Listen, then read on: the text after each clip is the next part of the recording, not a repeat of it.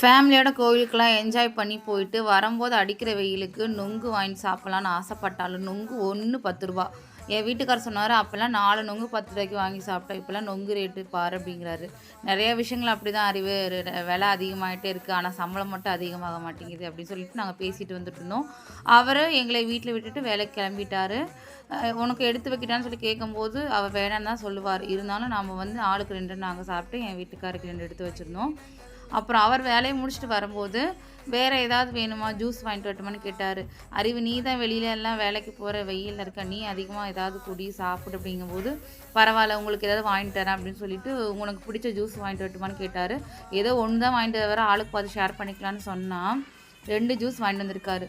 Blueberry ஒன்று, இது ஏதோ ஒரு ஜூஸு, ஆனால் டேஸ்ட் செம்மையாக இருந்தது. அதுக்கு கலருக்கு மேட்ச் பண்ணிக்கலாம்னு சொல்லிட்டு அப்படியே கொஞ்சம் நேரம் ஃபன் பண்ணி விளையாடிட்டு ஜூஸ் என்ஜாய் பண்ணி குடிச்சாச்சு. ரொம்ப டேஸ்டியாக இருந்தது.